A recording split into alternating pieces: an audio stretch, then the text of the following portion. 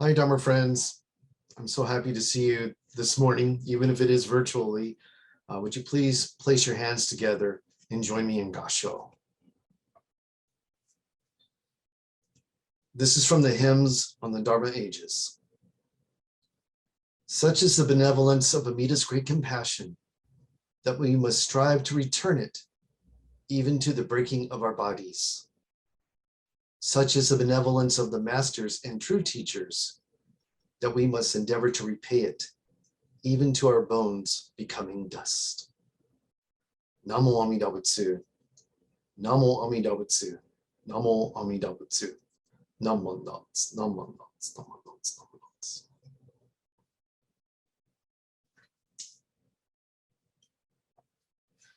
So there's a reason why I have the Grand Canyon behind me.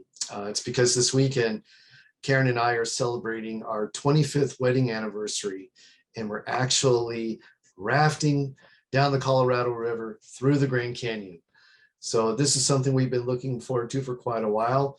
And I hope I will see you all after this weekend at our next in-person meeting. So I'll share pictures or whatever with all of you, but yeah. So anyway, I'm sorry I cannot be here in person with all of you today. I know we have not had very many in-person services this year, and each one that we do have, I look forward to seeing all of you. So I'm looking forward to our next in-person service, which is only a week away. It's Obon. So speaking of Obon, it's very interesting. The month of May and the first part of June is a period of time for all of us to reflect on people who have been born in the Pure Land before us. And it's truly amazing when we think about all the different causes and conditions that have led to our own lives, or that have led us to the Arizona Buddhist Temple.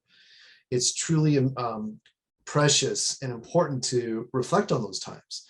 So this past weekend was Memorial Day. And so for the United States, Memorial Day is a time where we honor those who have served our country and who have made the ultimate sacrifice, or perhaps have already passed away. It's a way for us to say thank you to those military veterans for making our lives possible. And we have many members of our Sangha who have passed away over the years who are military veterans. So I do think about them greatly during Memorial Day.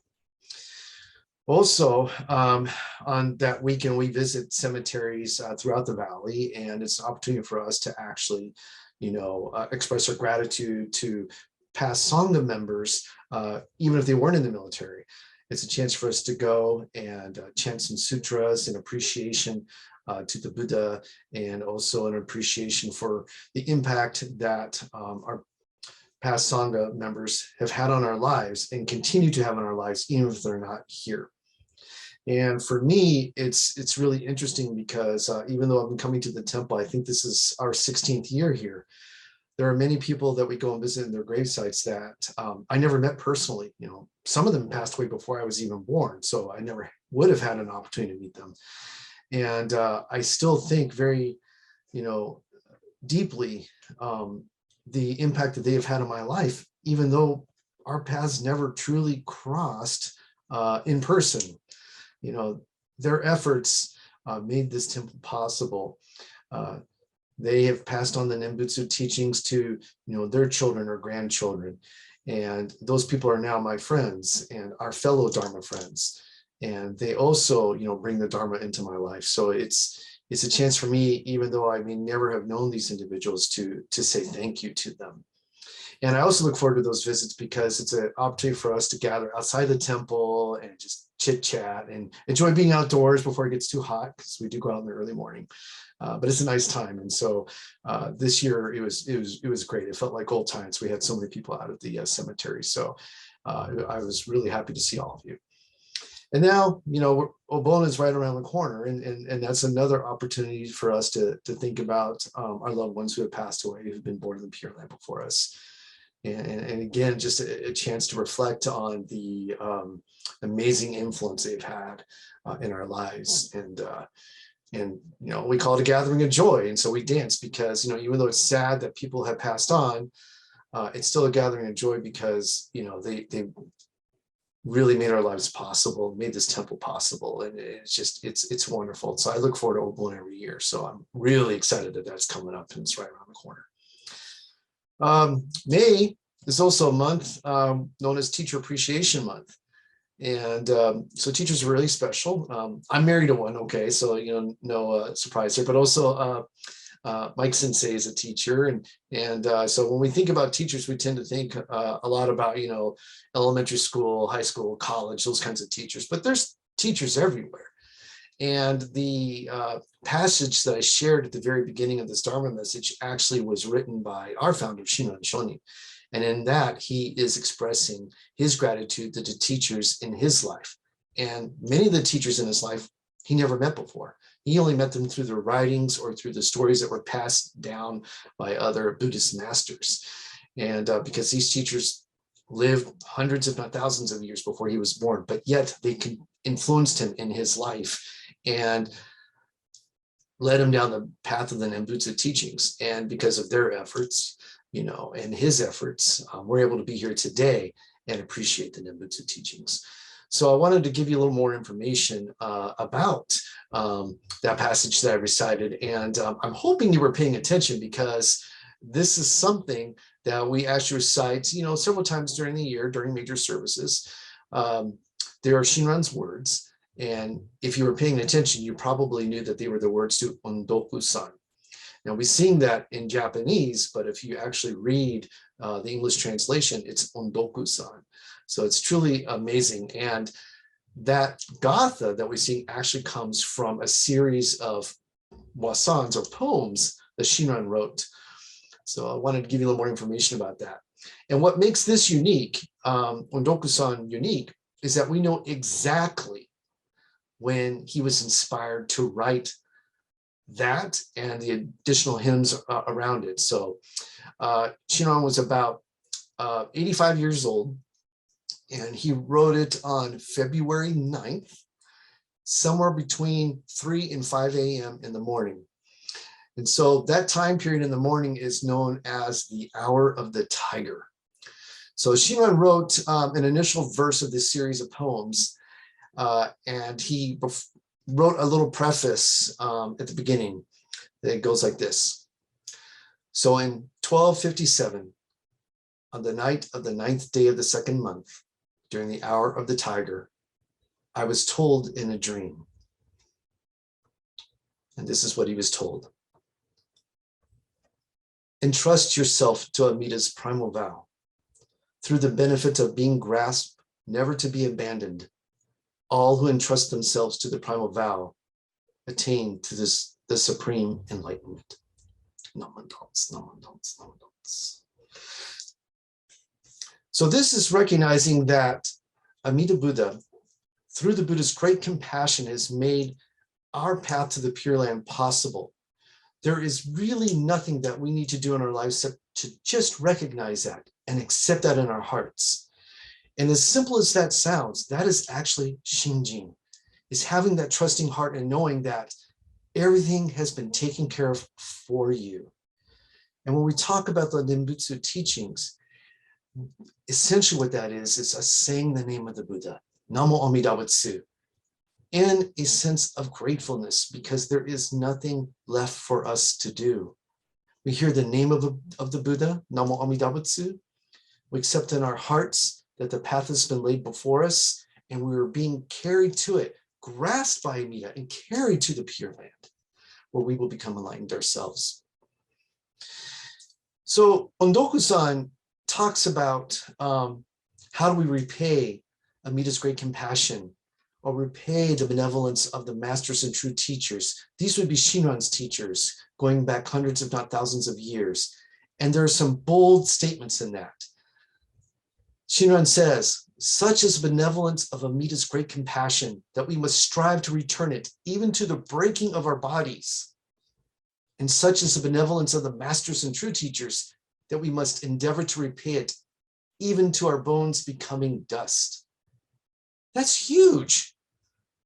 And honestly, we're not going to go around and try to break our bones or anything or smash them into dust, but it just means it's impossible for us to truly repay the benevolence from Amita or the teachers have come before us. It's just impossible. So when we talk about Teachers Appreciation Month, you know, how often do we reflect as older adults, you know, on the teachers that made a difference in our lives, you know, our primary school teachers or our special high school teachers, and maybe that professor in college who encouraged you to keep going, even though college was rough.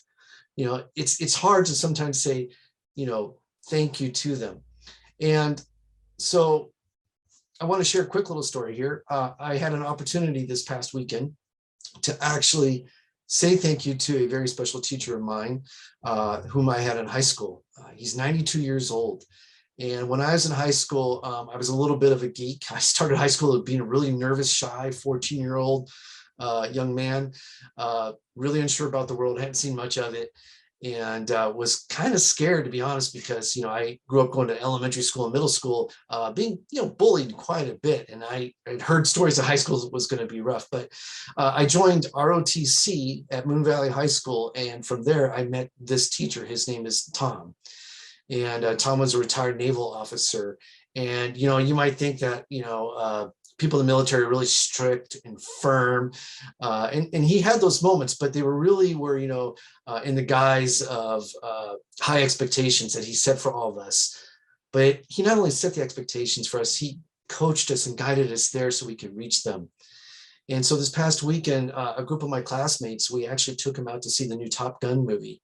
Because again, he was a pilot in the Navy himself. So we all gathered and we had this beautiful moment where we could say thank you to Tom for all that he did for us growing up. And as I was preparing to actually leave to go visit him, I started to think, you know, what did he really mean to me? And I had never put these thoughts together in my head. Maybe it's just too difficult to acknowledge it. But high school was tough, not just for the school piece of it, the peer piece of it, but, you know, my home life was a little rough at that time. And Tom was a very stable, consistent adult male in my life. He was like a second father to me. And I told him that. And it was really precious. I had that chance to tell him. So I encourage all of you, you know, if your teachers are still with us, you know, it's never too late to say thank you to them. And again, though, you know, your teacher doesn't have to necessarily be someone that you encounter in an educational institution. You know, your teacher can be anyone. And it's important to say thank you to our teachers as well. So I include, you know, my Dharma friends as my Dharma teachers because of you and your patience with me and your encouragement for me, you know, to continue with my education so I can hopefully one day become a Kaikyoshi minister. You know, sometimes you give me feedback on my Dharma talks. I hope it's just all honest feedback. You know, I'll take critical feedback. I'll take it all. But, you know, you do help me. And you've been there for my family when we've had challenging times. And, you know, you are my true teachers too. So I hope you know how much I appreciate all of you. And kids, if you're watching this, and I hope you are, that includes you too. I have never been around such an inspiring group of kids, whether you're young adults, teenagers, little kids. You make life wonderful. And I hope you know that. You're my Dharma teachers too. So thank you for everything that you do, not only for me and my family, but also this temple. So I share this with all of you because, you know, it is important to say thank you as best you can.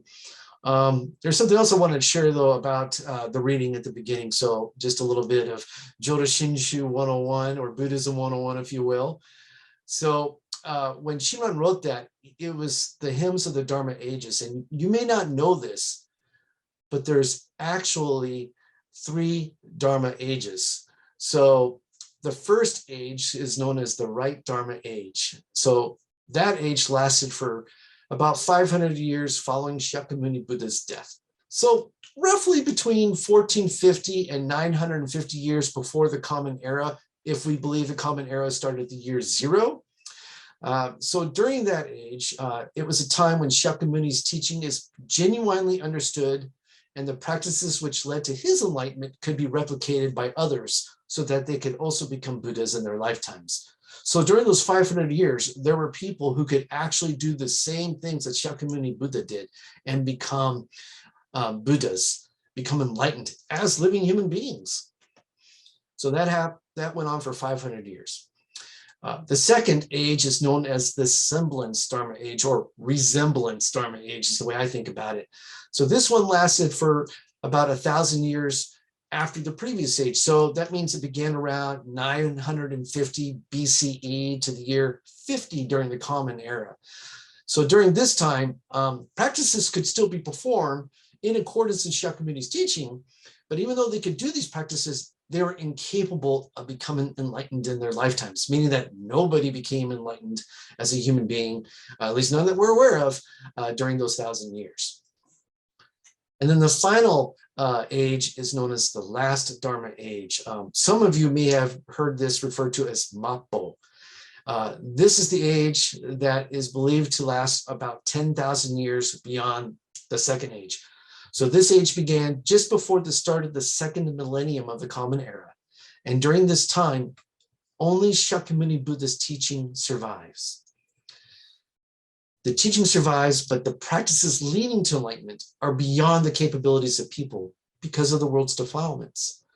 I mean, when you think about our world today and everything that's happening, and you think about the last, even just the last 100 years of the world wars and the plagues and the famines and some of these things we still encounter today, it's like, how can anybody become enlightened under these conditions? So that is the age that we're in now. So according to Shinran's understanding of the timeline of these three ages, he noted at one point in the Kyogo Shinsho, and he started that work in the year 1224. He noted that he was already living in the 673rd year of the last Dharma age. So if we fast forward to our own time, this means that we are 1,473 years into the last Dharma age. So about 14.7%. Time really does fly, doesn't it? So according to both Shinran's and our own time, the Nembutsu teachings are the only path that remain effective for people to be born in Amita's Pure Land, where we will become Buddhas ourselves. This is why the Nembutsu teachings, which Shinran put together for us and collected the information and passed on to us, are so precious and important. And I know I said this in many previous Dharma messages, but it just truly gives me goosebumps to think about that this started some 800 years ago in Japan. Shinran and his teacher Honen brought it to regular people all over Japan. There was a lot of competition at the time for, Buddhist understanding, but somehow it survived and it passed down through the generations in Japan, and then here made it into the United States, back at the turn of the previous century. And we are here today because of those efforts, because of his efforts, the people that came after him, the Pure Land Masters before Shinran, Shakyamuni Buddha, and so many countless people were here. How do you say thank you to that? And I think this is why he composed Ondoku-san and talked about breaking our bodies and our bones becoming dust, because there is no way that we can do it adequately, but we must try. And I would encourage you to take this approach with other teachers in your lives too. Say thank you when you can. And even if they've passed on in this world, it's never too late to say thank you and take a few minutes to reflect on it.